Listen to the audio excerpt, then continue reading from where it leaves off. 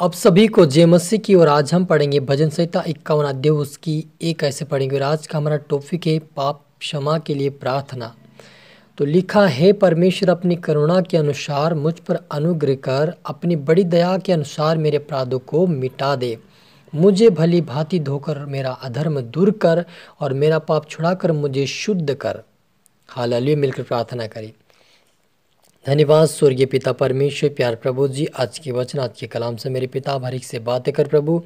जितने आपके बेटा बेटे आज का वचन देखे सुने प्रभु, वह आशीष पाए, बरकत पाए पिता। आज का वचन सुनकर इनके जीवन सारा पाप प्रभु हर एक के पाप दूर होने पाए। आज से पवित्रता में प्रार्थना वचनों में आप हर एक को बढ़ा प्रभु जी, हर एक को उठा मेरे पिता। मेरे यहोवा हम हर एक को पाप और बुराई से बचा, पवित्रता का जीवन, प्रार्थना का जीवन, आज्ञाकारिता का जीवन जीने के लिए हर एक को मदद और सहायता कर, पवित्रता में बनाए रख, प्रार्थना में बनाए रख, मदद सहायता कर। ये प्रार्थना दुआ यीशु के नाम से मांगते हैं, आमीन। तो मेरे जो हमने यहाँ पर पढ़ा भजन संहिता 51 अध्याय उसकी एक ऐसे पढ़ा कि हे परमेश्वर, अपनी करुणा के अनुसार मुझ पर अनुग्रह कर, अपनी बड़ी दया के अनुसार मेरे अपराधों को मिटा दे।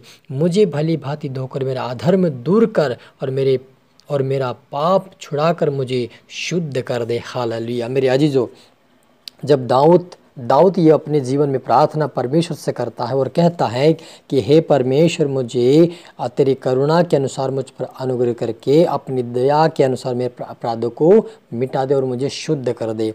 क्योंकि मेरे अजीजों, दाऊद ऐसा व्यक्ति था जो परमेश्वर के पीछे चलने वाला था, लेकिन कुछ समय ऐसा आया कि वो पाप में गिर गया और वे नीचे आ गया और धार्मिकता को छोड़कर वो पाप में गिर गया। और पाप में गिरने के कारण वो परमेश्वर से फिर मेल मिलाप करने के लिए वो कहता है कि परमेश्वर यहोवा, मेरी गलती, ये मेरी गुनाह, ये मेरा पाप है, मुझे क्षमा कर दे, मुझे धोकर पवित्र कर और फिर से आपके योग्य मुझे बना ले। यदि आपके जीवन में यदि कोई पाप, कोई गुनाह ऐसा हो गया हो जो आपको विश्वास में आने के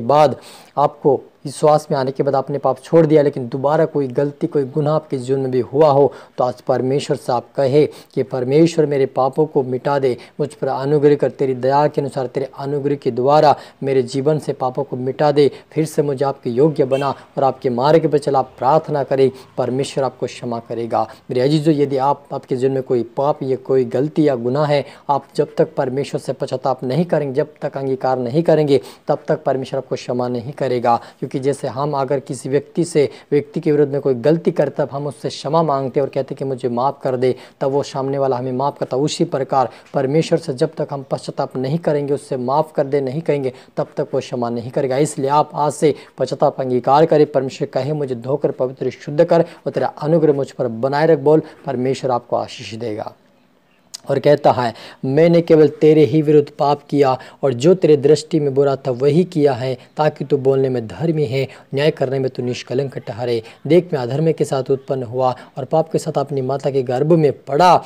देख, तू हृदय की सच्चाई से प्रसन्न होता है और मेरे मन ही में ज्ञान सिखाएगा। जुफा से मुझे शुद्ध कर तो मैं पवित्र हो जाऊंगा। मुझको धो और मैं हिम से भी अधिक शब्द बनूंगा। हालेलुया। वो कहता है कि मेरे यहोवा परमेश्वर, देख, क्योंकि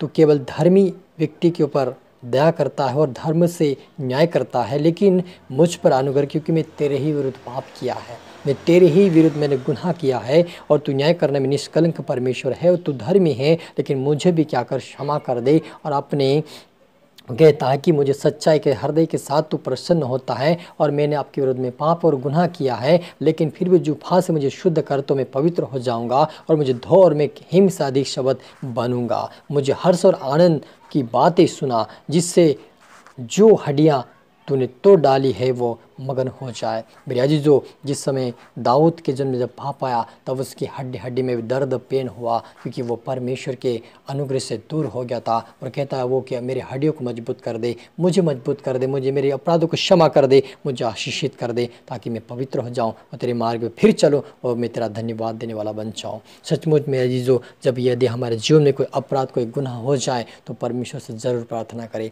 पश्चाताप करें। एक दिन नहीं, आप डेली प्रार्थना, जब तक आपको लगता लगता नहीं कि मेरा पाप परमेश्वर ने क्षमा नहीं किया, तब तक आप उससे प्रार्थना करें। सबसे बड़ी बात यह है कि यीशु मसीह ने ये भी कहा, यदि तू दूसरे के अपराध को क्षमा करेगा तो मैं तेरे अपराधों को क्षमा करूँगा। यदि आप ये अगर ये भी आपके जीवन में हो सकता है कि आप किसी को माफ़ नहीं कर पा रहे, आपको किसी ने डांटा हो, आपको किसी ने मारपीट किया हो, आपको किसी ने आपका किसी ने आपका काम बिगाड़ा हो, लेकिन आप उनको क्षमा नहीं किया हो, तो आज जाकर आप उनसे क्षमा मांगे, उनको क्षमा करें कि पिता मैं उनको क्षमा करता हूँ, तो मुझे माफ़ कर दे। क्योंकि जब हम अपने अपराधियों को हम क्षमा करेंगे तब प्रभु हमारे अपराधों को क्षमा करेगा, क्योंकि उसके वचन में लिखा, यीशु मसीह कहता है कि तुम दूसरों को क्षमा करो, मैं तुम्हारे अपराधों को क्षमा करूँगा। यदि आप अपने रिश्तेदारों को, चाहे वो आपकी गलती ना हो, सामने वाले की गलती हो, लेकिन फिर भी उनको आप क्षमा करें, क्योंकि यीशु मसीह ने अपने जीवन में उन्होंने करके दिखाया। जब वो क्रूस पे था और जब क्रूस पे लटका हुआ था, उसकी आखिरी सांसें चल रही थी, तब वो बोल रहा था कि हे परमेश्वर पिता,